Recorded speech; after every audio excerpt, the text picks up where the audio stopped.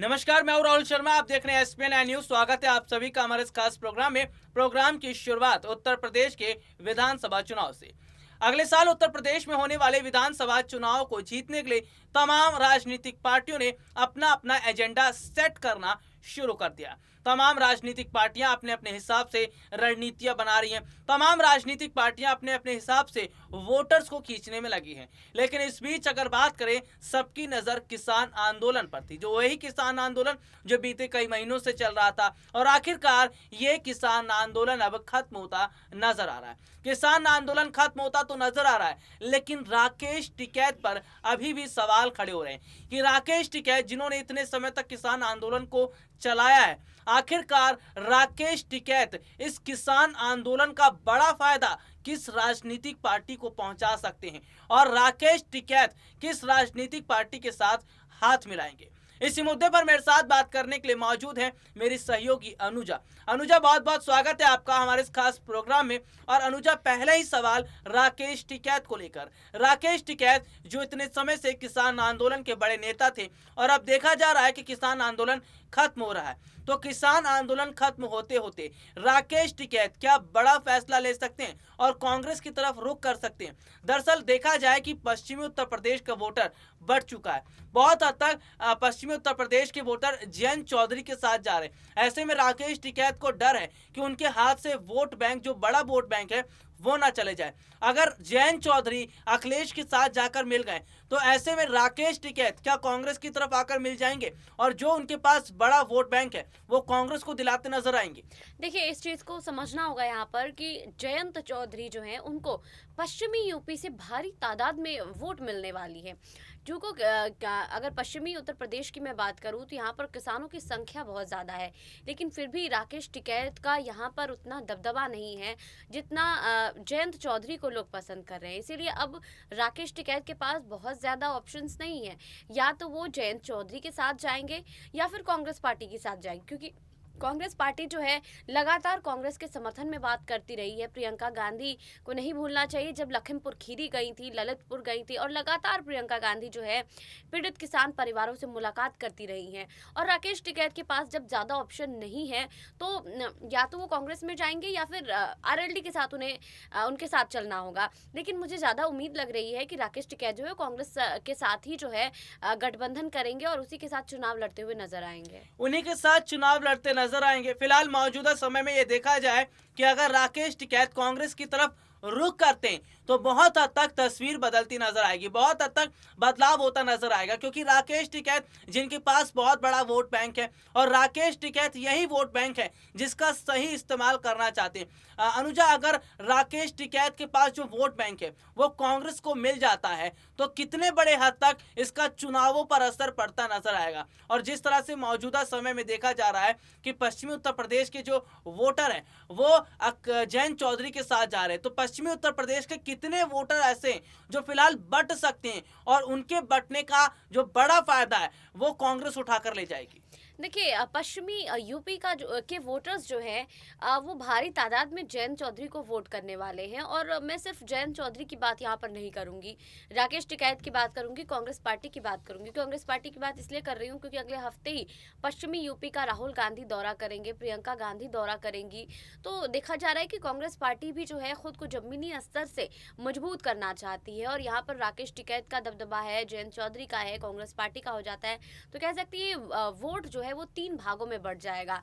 उसके बाद ये नहीं कह सकते हैं कि भारी तादाद में जो है किसी एक ही पार्टी को इस जगह से वोट प्राप्त होगा। इसीलिए बहुत ज़रूरी है कि गठबंधन पर चर्चा की जाए। गठबंधन को लेकर जो है बातें जो समाजवादी पार्टी और आरएलडी के बीच जो हुआ है उसमें कांग्रेस पार्टी को भी घुसना चाहिए, क्योंकि कांग्रेस पार्टी को इससे बहुत फायदा मिलेगा चुनाव में। इससे कांग्रेस पार्टी को बहुत हद तक फायदा मिलेगा चुनाव में। और मौजूदा समय के अंदर तो देखा ही जा रहा है कि चुनाव जीतने के लिए एक और जहां तमाम राजनीतिक पार्टियां गठबंधन कर रही हैं, लेकिन अनुजा, चुनाव से पहले बीजेपी की हालत उत्तर प्रदेश में खराब है। इस बार तो ये भी नहीं कहा जा सकता कि योगी आदित्यनाथ दोबारा सत्ता हासिल कर रहे हैं, क्योंकि जनता ने बीजेपी का साथ छोड़ दिया है। जिस तरह से मौजूदा समय में जनता बहुत बड़े हद तक बदलाव कर रही है, क्या इसका असर चुनाव पर दिखता नजर आएगा? और जनता अनुजा, क्या इस बार उत्तर प्रदेश के मुख्यमंत्री योगी आदित्यनाथ की सत्ता जाना तय है?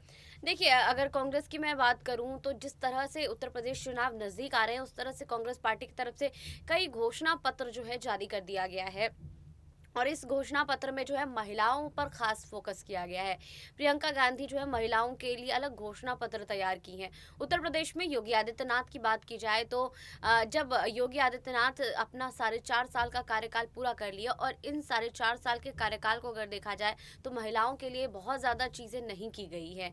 इसीलिए अब कांग्रेस पार्टी जो है ये मुहिम लेकर आई है कि महिलाओं को सशक्त बनाना है, महिला सुरक्षा पर फोकस करना है। और कह सकते हैं कि आधी आबादी जो है महिला उसमें बसती हैं, तो महिलाओं का समर्थन यहाँ पर कांग्रेस पार्टी को मिल सकता है। महिलाओं का समर्थन भी कांग्रेस पार्टी को मिल सकता है। बहुत बड़े हद तक जनता आज खोलकर कांग्रेस को समर्थन कर रही है, यानी इसका मतलब है तस्वीर बदलना तय है। और अगर तस्वीर उत्तर प्रदेश में बदलेगी तो जाहिर सी बात है लोकसभा चुनाव पर इसका असर पड़ता नजर आएगा। अनुजा, अगर उत्तर प्रदेश में बीजेपी को झटका लगता है तो क्या लोकसभा चुनाव में भी प्रधानमंत्री नरेंद्र मोदी की कुर्सी उनके हाथ से जाती नजर आ रही है?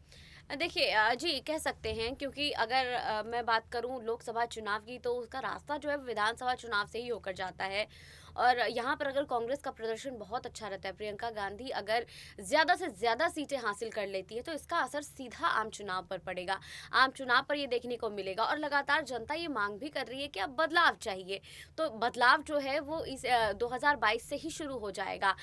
5 राज्यों में विधानसभा चुनाव है, और इस 5 राज्यों में अगर कांग्रेस पार्टी का अच्छा प्रदर्शन रहता है तो मुझे नहीं लगता है कि वो दिन बहुत ज़्यादा दूर है जब सत्ता में कांग्रेस की सरकार होगी। यानी कि वो दिन बहुत ज्यादा दूर नहीं है जब सत्ता में कांग्रेस की सरकार रहेगी।